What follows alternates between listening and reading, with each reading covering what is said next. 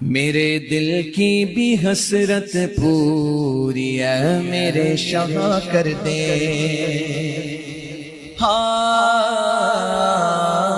مدینے میں مجھے 2 گز زمین آقا عطا کر دے، کرم کی ایک نظر مجھ پر شہر کو سرا کر دے، منور کو میرے شمس نورا کر دے، منور میری آنکھوں کو میرے شمس نورا کر دے، غموں کی دھوپ میں وہ سایہ زلف دوتا کر دے، غموں کی دھوپ میں وہ سایہ زلف دوتا کر دے، زباں بو جہل کی مٹھی میں کنکر کو عطا کر دے،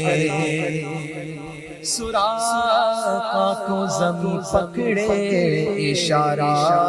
مصطفیٰ کر دے، کہو سبحان اللہ، زباں بو جہل کی مٹھی میں کنکر کو عطا کر دے، سراقہ کو زمین پکڑے اشارہ مصطفیٰ کر دے، حسین علی کو فاتح کر کو بنا کر دے، جہاں پانی عطا کر دے، بھری جلجل ہبا کر دے، جہاں پانی عطا کر دے، بھری جلجل ہبا کر دے، نبی مختار کھل گئے جس کو جو چاہے عطا کر دے، نبی مختار کھل گئے جس کو جو چاہے۔ انہوں نے جو چار مصرے جو اہم کہے ہیں کہ مدینے کی مجھے 2 گز زمین آقا عطا کر دے، کرم کی ایک نظر مجھ پر شہ ہر دوسرا کر دے، شہ ہر دوسرا کر دے، منور میری آنکھوں کو میرے شمس الضحیٰ کر دے، غموں کی دھوپ میں وہ سایہ زلف دوتا کر دے۔ اور درمیان میں بھی 1-2 مصرے ہیں جو تھوڑا کم واضح سنائی دیے ہیں، اور آخر میں ہے جو خلاصہ ہے، ایک مشہور اصل میں نعت ہے اور ایک بڑے عالم کی لکھی ہوئی ہے کہ نبی مختار کل ہیں جس کو جو چاہیں عطا کر دیں۔ تو یہ جو ہے بند بار بار لوٹ کے آئے گی اس پوری نعت میں، نبی مختار کل ہیں جس کو جو چاہیں عطا کر دیں، اور اس میں 2-4 چیزیں انہوں نے بیان کی ہیں بطور مثال، اور پھر پورے شعر میں اس طرح سے یہ چیزیں بیان ہیں۔ میں نے جو ہے یہ سلسلہ منتخب کیا ہے اشعار کا اور قوالیوں کا، اور جیسا کہ اس سے پہلے ہم لوگوں نے کہانی شریف والے میں دیکھا کہ اس میں بھی کوئی چیز ایسی نہیں تھی جس کا جواب دینے کی ضرورت ہو، لیکن چونکہ وہ چیزیں پاپولر ہیں تو اس لحاظ سے جو ہے ان کو پیش نظر رکھ کر کے، ان کو سامنے رکھ کر کے ہم لوگوں نے اس کا جواب دیا ہے۔ اسی طریقے سے یہ جو اشعار کا معاملہ تو ایسا ہے کہ بھائی وہ ہر دیوبندی کا ہو، اہل حدیث کا ہو، بریلوی کا ہو، کسی بھی مسلک کا ہو، یہ شرکیہ اشعار تمام گھروں میں سنے جاتے ہیں، تمام گھروں میں سنے جاتے ہیں، تمام لوگ سنتے ہیں، خوبصورت آواز کی بنا پہ اور رسول اللہ صلی اللہ علیہ وسلم کی نعت کے نام پہ کچھ باتوں کو نظر انداز کرتے ہوئے یا ہلکے میں لیتے ہوئے یہ بیشتر جو ہے نوجوان بچے اور گھروں میں عام طور پہ اس طرح کی چیزیں سنی جاتی ہیں، بھر دو جھولی میری یا محمد، ہاں لوٹ کر میں نہ جاؤں گا خالی، انشاءاللہ کل اس کو میں لوں گا، تو یہ تمام چیزیں کثرت سے سنی جاتی ہیں۔ تو ایک چیز تو یہ ہے کہ اس کے کچھ متبادل بھی ہونے چاہیے، لیکن بہرحال یہاں پر ہم نے اس کو منتخب کیا ہے کہ بھئی یہ چیزیں عوامی ہیں، عوام میں جاتی ہیں، سنی جاتی ہیں، تو اس ذریعہ جو ہماری حق بات ہے وہ پہنچ جائے گی، بات صرف اتنی سی، ورنہ ایسی کوئی بات نہیں ہے جو اس میں جواب دینے کے لائق۔ آئیے ایک چیز کو پہلے مختصراً لیتے ہیں، پھر انشاءاللہ میں آخر میں تھوڑی سی تفصیل کے ساتھ اس مسئلے کو۔ ایک بات میں یہ بتانا چاہوں گا ضروری ہے اس نظم کے حوالے سے کہ یہ جو نظم ہے وہ کسی ایسے عام فرد کی نہیں ہے، جہاں بانی عطا کر دے، یہ جماعت بریلویہ کے بہت ہی معروف اور بہت بڑا مرتبہ رکھنے والے جن کو جانشین حضور مفتی اعظم کہا جاتا ہے، محمد اختر رضا خان قادری ازہری بریلوی، ان کی نظم ہے یہ۔ تو یہ ایسا نہیں کہ کسی اٹھے سٹھے نے یہ نظم لکھ دی ہے جس پر تبصرہ ہو رہا ہے، یہ تبصرہ جس پر ہو رہا ہے وہ بریلوی جماعت کے بہت بڑے عالم اور نمائندہ ہیں بریلویت کے اپنے دور کے، جن کو غالباً سفینہ بخشش ان کا جو مجموعہ کلام ہے اس میں یہ نظم موجود ہے۔ جی بالکل صحیح ہے۔ جیسا کہ میں نے عرض بھی کیا کہ یہ ان کے کافی بڑے عالم کی نظم ہے، ایسا نہیں کہ مطلب یہ کوئی چھوٹے شاعر کی ہے، یہ بڑے عالم کی نظم ہے، اور اس لیے اس میں جو باتیں ہیں وہ جو ہے اس لائق ہے کہ ان کو جو ہے محل نقد بنایا جائے۔ تو پہلا مصرع جو ہے نا کہ مدینے کی مجھے 2 گز زمین آقا عطا کر دے۔ اب مدینے کی 2 گز زمین کا سوال جو ہے نبی کریم صلی اللہ علیہ وآلہ وسلم سے کیا جا رہا ہے۔ ذرا ہم دیکھتے ہیں کہ صحابہ کرام رضوان اللہ تعالی علیہم اجمعین مدینے کی 2 گز زمین کس سے مانگا کرتے تھے، یا ہم یہ بھی دیکھ لیتے ہیں نا کہ خود رسول گرامی صلی اللہ علیہ وآلہ وسلم نے مدینے کی محبت یا مدینے سے متعلق سوال کس ذات سے کیا ہے۔ حضرت عمر رضی اللہ تعالیٰ عنہ نے فرمایا کہ اللہم ارزقنی شہادتا فی سبیلک، الہی مجھے اپنی راہ میں شہادت نصیب فرما، شہادت کی موت عطا فرما، وجعل موتی فی بلد رسولک، اور اپنے رسول کے شہر میں مجھے موت عطا فرما۔ تو حضرت عمر رضی اللہ تعالی عنہ نے رسول گرامی صلی اللہ علیہ وآلہ وسلم سے مدینے میں موت کا، مدینے میں دفن ہونے کا، مدینے کی زمین کا سوال نہیں کیا، بلکہ یہ سوال اللہ تبارک و تعالی سے کیا، وجعل موتی فی بلد رسولک، کہ مجھے موت عطا فرما میں اپنے رسول کے شہر میں۔ اور واقعہ بھی یہی ہوا، ابو لولو مجوسی نے آپ کو شہید کیا اور مدینہ میں وفات پائی، اور رسول گرامی اور صدیق اکبر کے جوار میں آپ دفن ہوئے۔ خود رسول گرامی صلی اللہ علیہ وآلہ وسلم نے مدینہ کے حوالے سے جب کوئی چیز طلب کی تو اللہ سے طلب کی، اور اپنی امت کے لیے اسوہ آپ چھوڑ گئے کہ بھائی طلب کرنا ہے تو اللہ سے طلب کرنا ہے۔ اللہم حبب الینا المدینہ، اللہم حبب الینا المدینہ، الہی پروردگار مدینہ ہمارے لیے محبوب بنا دے، کحبنا مکہ وشد، جیسے مکہ سے ہمیں محبت ہے یا مکہ سے زیادہ محبت عطا فرما دے۔ تو یہ ایک مصرع تھا۔ دوسرا مصرع انہوں نے کہا کہ کرم کی ایک نظر مجھ پہ شہ ہر دو سرا کر دے۔ یہ شہ ہر دو سرا جو ہے، سرا اور دو یہ الگ الگ لفظ ہے، یہ دوسرا نہیں ہے، اصل میں یہ دوسرا نہیں، شہ ہر دوسرا نہیں ہے، شہ ہر دو سرا ہے۔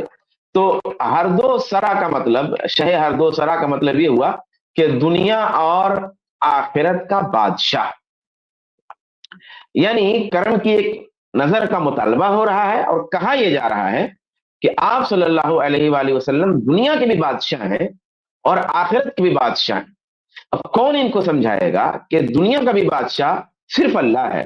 اور آخرت کا بھی بادشاہ صرف اللہ ہے۔ ساری سلطنت، ساری شاہی، ساری بادشاہی، ساری خدائی، ساری طاقت، سارا اختیار، ساری قدرت، ساری ملکیت، تمام کائنات کی، ہر ذرے کی، چھوٹی چیز کی، بڑی چیز کی، انسانوں کی، پرندوں کی، مخلوقات کی، جمادات کی، نباتات کی، تمام کی اللہ کے اختیار میں ہے، اللہ کی ملکیت میں ہے، سب اللہ کی بادشاہی سب پر ہے، اللہ کی خدائی سب پہ ہے۔ یہ کہتے ہیں شہ ہر دو سرا، دنیا اور جہان کے بادشاہ رسول اللہ صلی اللہ علیہ وآلہ وسلم کو۔ پھر اس کے بعد میں ہے مصرع کہ منور میری آنکھوں کو میرے شمس و ضحیٰ کر دے، یعنی اپنی آنکھوں کی روشنی مانگی جا رہی ہے رسول گرامی صلی اللہ علیہ وسلم سے۔ بصیرت کی روشنی بھی مراد ہو سکتی ہے، بصارت والی چیز بھی مراد ہو سکتی ہے، دونوں چیزیں مراد ہو سکتی ہیں، کوئی ایک چیز مراد ہو سکتی ہے، مانگی جا رہی ہے یہ چیز اللہ کے رسول صلی اللہ علیہ وآلہ وسلم سے، مگر رسول گرامی صلی اللہ علیہ وآلہ وسلم کا اسوہ کیا ہے، آپ کا نمونہ کیا ہے؟ آپ فرماتے ہیں اللہم اجعل فی قلبی نورا، الہی میرے دل میں نور بھر دے، نور مجھے میرے دل کو عطا کر دے، وفی لسانی نورا، میری زبان میں نور ڈال دے، میری زبان کو روشنی عطا کر دے، نور عطا کر دے، وفی بصری نورا، اور میری نگاہوں کو، میری آنکھوں کو نور عطا کر دے، وہ نور بصیرت ہو، وہ نور بصارت ہو، وفی سمعی نورا، اور میرے کانوں میں نور عطا فرما دے. تو یہ اللہ کے رسول صلی اللہ علیہ وآلہ وسلم کا جو اسوہ ہے اور جو آپ کا نمونہ ہے وہ کچھ اور ہے. شعر میں جو ہے کہا جا رہا ہے وہ کچھ اور ہے. پھر ایک مصرع ہے کہ غموں کی دھوپ میں وہ سایہ زلف دوتا کر دے. زلف دوتا کا مطلب ہے زلف خمیدہ، جس کی لٹیں جو ہے مڑی ہوئی ہوں. اب رسول اللہ صلی اللہ علیہ وسلم نے غموں کے عالم میں، غموں سے نجات، حزن سے نجات میں جو سکھایا ہے وہ کیا ہے؟ آپ کا جو اسوہ ہے وہ کیا ہے؟ کہ اللہم انی اعوذ بک من الہم والحزن والعجز والکسل، کہ اے اللہ تبارک و تعالیٰ میں تیری پناہ چاہتا ہوں ہم سے، حزن سے، عجز سے، کسل سے، سستی سے. یہ اللہ کے رسول صلی اللہ علیہ وسلم کا نمونہ ہے. اللہ تبارک و تعالیٰ ارشاد فرماتا ہے کہ فاستجبنا لہ ونجیناہ من الغم وکذالک ننجی المؤمنین، کہ ہم نے ان کی دعا قبول فرمائی اور ہم نے انہیں ہم و غم سے نجات عطا کیا، اور ایسے ہی ہم مومنوں کو نجات عطا کرتے ہیں. تو یہ حالت ہے ان اشعار میں. ذرا سا ایک بار اور چلائیے گا شروع کے کچھ مصرے ذرا پھر سے سنتے ہیں. میرے دل کی بھی حسرت پوری ہے میرے شاہ کر دے،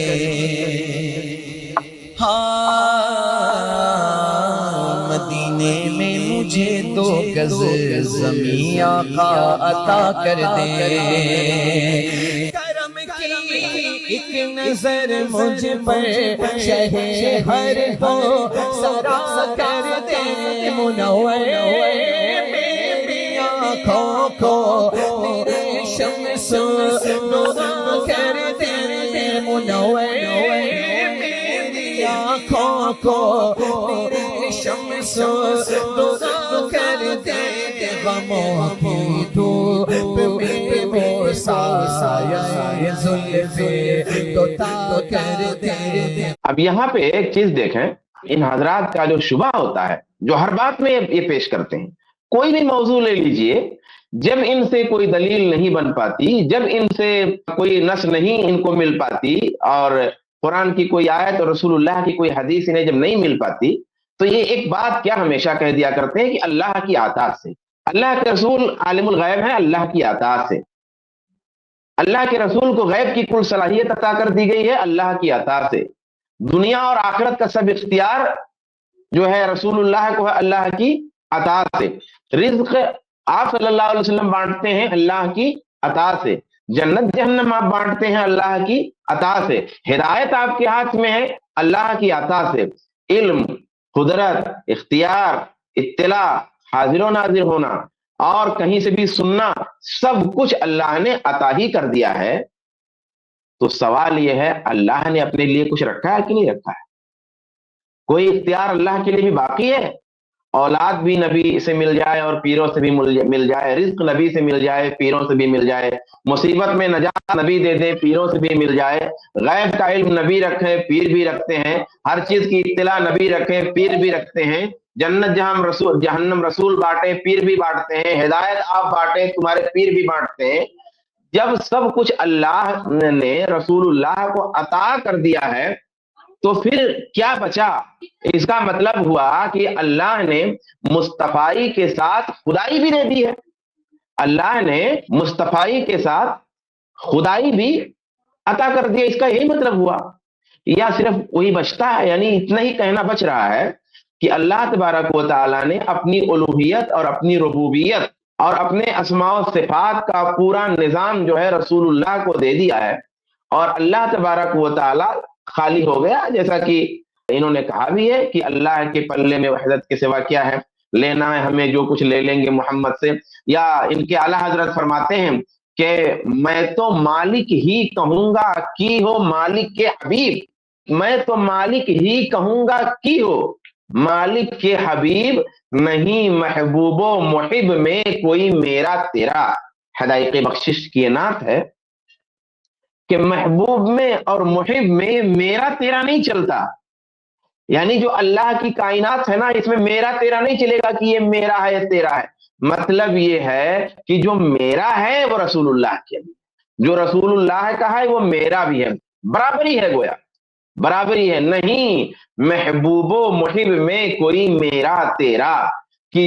سورج اللہ کا ہے تو سورج رسول کا بھی ہے، چاند اللہ کا ہے چاند رسول کا بھی ہے، دنیا اللہ کی ہے دنیا رسول کی بھی ہے، آسمان اللہ کے ہیں آسمان رسول کے بھی ہے، دیتا اللہ ہے تو دیتے رسول بھی ہیں، کچھ میرا تیرا کا سوال نہیں ہے، جو اللہ کا ہے سب رسول اللہ کا ہے، جو اللہ کی خوبیاں ہیں وہ سب رسول اللہ کی بھی خوبیاں ہیں اور صلاحیتیں ہیں۔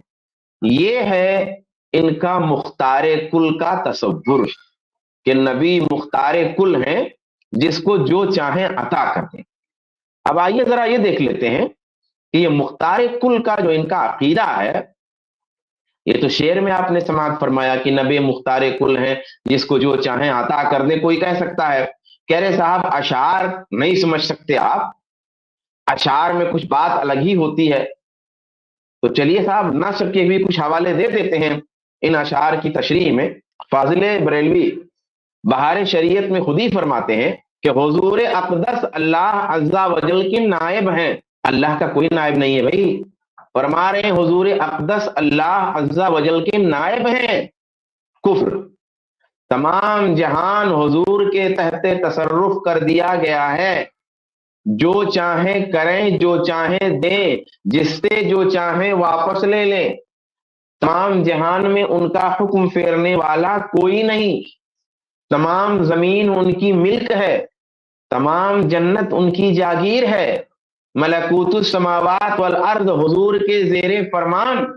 جنت و نار کی کنجیاں دست اقدس میں دے دی گئیں، رزق و خیر اور ہر قسم کی عطائیں حضور ہی کے دربار سے تقسیم ہوتی ہیں، احکام تشریعیہ حضور کے قبضہ میں کر دیے گئے کہ جس پر جو چاہیں حرام فرما دیں اور جس کے لیے جو چاہیں حلال کر دیں اور جو فرض چاہیں معاف کر دیں۔ بہار شریعت کی عبارت ہے، آپ قرآن پڑھیے، یہ باتیں آپ دیکھیں گے قرآن میں اللہ نے اپنے لیے ذکر کی ہیں، ان تمام باتوں کو اس کفری عقیدے والے نے رسول اللہ کے لیے ذکر کر دیا ہے۔ اور اسی طریقے سے کہتے ہیں کہ حضور ہر قسم کی حاجت روائی فرما سکتے ہیں، دنیا و آخرت کی سب مرادیں حضور کے اختیار میں ہیں۔ برکات الامداد میں یہ بات کہی، اور مفتی احمد یار خان نعیمی فرماتے ہیں کہ حضور کو یہ اختیار دیا گیا کہ جس کے لیے جو چاہیں اس کی زندگی ہی میں توبہ کا دروازہ بند کر دیں کہ وہ توبہ کرے اور قبول نہ ہو، اور جس کے لیے چاہیں بعد موت بھی توبہ کا دروازہ کھول دیں اور اس کو زندہ فرما کر مسلمان کر دیں۔ سلطنت مصطفیٰ میں انہوں نے یہ بات ذکر کی ہے۔ ذرا آپ یہ آخری مصرع چلائیے گا، آپ جو آگے بڑھائے تھے ذرا چلائیں تاکہ تفنن ہو جائے۔ گھر کو بنا کر دے، جہاں پانی عطا کر دے، بھری جلجل ہبا کر دے، جہاں پانی عطا کر دے، بھری جلجل ہبا کر دے، نبی مختار کل ہے جس کو جو چاہے عطا کر دے، نبی مختار کل ہے جس کو جو چاہے۔ اب بتائیے آپ، نبی مختار کل ہے جس کو جو چاہیں عطا کر دیں۔ اللہ تعالیٰ ارشاد فرماتا ہے قل من بیدہ ملکوت کل شیء، سورہ مومنون کی آیت ہے کہ یعنی ہر چیز کی ملکیت کہہ دیجیے کس کے ہاتھ میں، یعنی اللہ کے ہاتھ میں ہے۔ اللہ تعالیٰ ارشاد فرماتا ہے الم تعلم ان اللہ لہ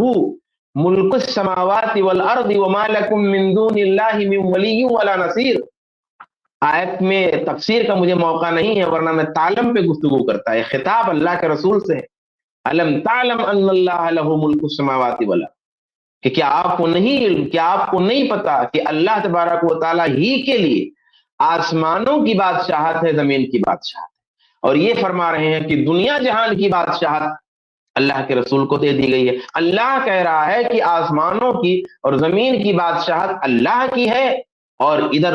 اللہ کے مقابلے میں خان صاحب فرما رہے ہیں کہ رسول اللہ کی ہے۔ اب اللہ فرمایا ہر چیز کی ملکیت اللہ کی ہے، یعنی مالک بھی وہی ہے، متصرف بھی وہی ہے، ہر تصرف اللہ کا ہے، ہر اختیار اللہ کا ہے، اور آپ کہتے ہیں کہ اللہ نے ساری ملکیت، سارا اختیار، سارا تصرف اللہ کے نبی کو دے دیا ہے۔ اللہ تعالیٰ ارشاد فرماتا ہے کہ لیس لک من الامر شیء، او یتوب علیہم او یعذبہم فانہم ظالمون، سورہ آل عمران آیت نمبر 128۔ غزوہ احد میں اصل میں رسول اللہ کی زبان سے ایک خلاف اولا بات نکل گئی، یعنی ایک راجح بات کہنے کے بجائے آپ کی زبان سے ایک مرجوح چیز نکل گئی، زیادہ بہتر کے بجائے ایک کم بہتر بات آپ کی زبان سے نکل گئی کہ وہ قوم کیسے بھلا کامیاب ہو سکتی ہے جو اپنے نبی کو زخمی کر دے۔ تو اللہ نے حبیب پاک کی تقریر نہیں فرمائی۔ تقریر مطلب یعنی جیسے حدیث تقریری ہوتی ہے نا کہ رسول گرامی صلی اللہ علیہ وآلہ وسلم کے علم میں صحابہ کا کوئی قول یا فعل ہے، یا آپ کے سامنے یا جو ہے آپ کے یعنی کہ کانوں میں کوئی چیز سنائی دے رہی ہے یا آپ کوئی چیز دیکھ رہے ہیں، اور آپ کے علم اور اطلاع میں آپ کے دیکھنے میں کوئی صحابی کچھ کہیں کچھ کریں اور اللہ کے رسول صلی اللہ علیہ وسلم خاموش رہیں، تو گویا اللہ کے رسول نے تقریر فرمائی، اور یہ وحی جو ہے یہ حدیث تقریری۔ ایسے ہی رسول گرامی صلی اللہ علیہ وآلہ وسلم اگر اپنے اجتہاد سے کوئی عمل فرماتے ہیں، اپنے اجتہاد سے کوئی قول کہتے ہیں، اور اللہ کی طرف سے کوئی تنبیہ اگر نہیں آئی یا اللہ کی طرف سے تنبیہ کا کوئی راستہ نہیں ہوا، تو گویا اللہ نے آپ کے اجتہاد کی تقریر فرمائی، گویا یہ وحی تقریری ہے۔ لیکن اگر اجتہاد میں کہیں خلاف اولا ہو گئی کوئی بات یا لغزش ہو گئی، تو اللہ تبارک و تعالیٰ تنبیہ فرما دیتا ہے، یا تنبیہ کا کوئی دوسرا راستہ پیدا فرما دیتا ہے، کوئی سبب پیدا فرما دیتا ہے، اور اللہ کے رسول اس میں مطلع ہو جاتے ہیں۔ تو اللہ کے رسول صلی اللہ علیہ وسلم نے جب یہ بات کہی کہ وہ قوم کیسے کامیاب ہو سکتی ہے جس نے اپنے نبی کو زخمی کر دیا ہو، تو اللہ تعالیٰ نے اس کی تقریر نہیں فرمائی، اس کو چھوڑا نہیں، بلکہ اس پہ تنبیہ فرمائی کہ دین و ایمان، کیا تنبیہ فرمائی؟ لیس لک من الامر شیء، معاملے میں آپ کو کوئی اختیار نہیں ہے اللہ کے نبی، او یتوب علیہم او یعذبہم فانہم ظالمون، تنبیہ فرمائی کہ دین و ایمان آپ کے اختیار میں نہیں ہے، اللہ چاہے ان کی توبہ قبول کر لے، چاہے عذاب دے۔ آپ کہہ رہے ہیں کہ دنیا اور آخرت سب حضور کے اختیار میں ہے، آپ جس کے لیے چاہیں توبہ کا دروازہ کھول دیں اور زندہ کر کے توبہ کا موقع دے دیں۔ اگر یہ اختیار رسول اللہ کو ہوتا تو بھلا کون ایسا تھا جسے ایمان نہیں ملتا؟ آپ تو چاہتے تھے کہ ہر کوئی صاحب ایمان ہو جائے، ہر کسی کو اللہ کی رحمت مل جائے، آپ کی کوشش تھی، اور آپ کی چاہت اور اس محنت پر اللہ تبارک و تعالیٰ نے تنبیہ جا بجا فرمائی کہ اے نبی اپنے آپ کو آپ ہلاک نہ کریں ان کے پیچھے اگر یہ ایمان نہ لائیں۔ بلکہ قرآن نے ایک دوسری جگہ کہا کہ وما اکثر الناس ولو حرصت بمؤمنین، کہ اگرچہ آپ حریص ہیں لیکن اکثر لوگ ایمان لانے والے نہیں ہیں۔ یعنی رسول صلی اللہ علیہ وآلہ وسلم تو اس بات کے حریص تھے کہ ہر کوئی مومن ہو جائے، لیکن اللہ تعالیٰ کہتا انک لا تہدی من احببت، کہ آپ ہدایت نہیں دے سکتے جسے آپ چاہیں۔ اور آپ فرما رہے ہیں، حضور والا فرما رہے ہیں، خان صاحب فرما رہے ہیں، مفتی یار خان نعیمی صاحب فرما رہے ہیں کہ اللہ کے رسول صلی اللہ علیہ وسلم کو ہر چیز کا اختیار ہے، جسے چاہیں ہدایت عطا فرما دیں، جسے چاہیں توبہ روک لیں، جس سے چاہیں توبہ کروا لیں اور اجازت دے دیں اور اس کے لیے دروازہ کھول دیں۔ اللہ تعالیٰ فرماتا ہے کہ یا ایھا النبی لما تحرم ما احل اللہ لک تبتغی مرضات ازواجک واللہ غفور رحیم۔ آپ سے ایک خلاف اولا راجح کی بجائے ایک مرجوح معاملہ ہو جاتا ہے کہ ایک لونڈی سے جمع خود پہ حرام کر لیتے ہیں، یا دیگر روایات کے مطابق کہ اپنے اوپر آپ صلی اللہ علیہ وسلم شہد حرام کر لیتے ہیں۔ حرام کا معنی مفہوم کیا تھا وہ اس کی توضیح کا مقام نہیں ہے، بہرحال ایک خلاف اولا بات آپ سے ہو گئی، ایک لغزش ہو گئی، تو اللہ تعالیٰ نے اس کی تقریر نہیں فرمائی، اس کو ثابت نہیں فرمایا، اس کو باقی نہیں فرمایا، کیونکہ آپ سے اجتہاد میں غلطی ہو گئی تھی۔ اللہ نے تبارک و تعالیٰ نے تنبیہ کیا کہ یا ایھا النبی لما تحرم ما احل اللہ لک، کہ اللہ نے آپ کے لیے حلال کیا ہے تو آپ حرام کیوں کر رہے ہیں؟ یہ اللہ تعالیٰ نے کہا، اور آپ کہتے ہیں، خان صاحب فرماتے ہیں کہ جس پر جو چاہیں رسول اللہ حرام کر دیں، اور جس کے لیے جو چاہیں حلال کر دیں، اور جو فرض چاہیں معاف کر دیں۔ یہاں اللہ کے رسول صلی اللہ علیہ وآلہ وسلم اپنے لیے کوئی چیز کو جو ہے حرام نہیں کر پا رہے ہیں، اپنے لیے، یعنی اپنے لیے اللہ کے رسول صلی اللہ علیہ وسلم اپنی مرضی سے اپنی چاہت سے اگر کچھ حرام کر رہے ہیں تو اس کی اجازت نہیں مل رہی ہے رسول اللہ کو۔ اور ادھر خان صاحب فرما رہے ہیں دوسرے کے لیے بھی، جس کے لیے جو چاہیں حرام کر دیں، جس کے لیے جو چاہیں حلال کر دیں، جس کے لیے جو چاہیں فرض معاف کر دیں۔ اللہ تعالیٰ فرماتا ہے کہ استغفر لہم او لا تستغفر لہم ان تستغفر لہم 70 مرہ فلن یغفر اللہ لہم، کہ آپ ان کے لیے مغفرت طلب کریں یا نہ کریں یا آپ 70 بار بھی کریں،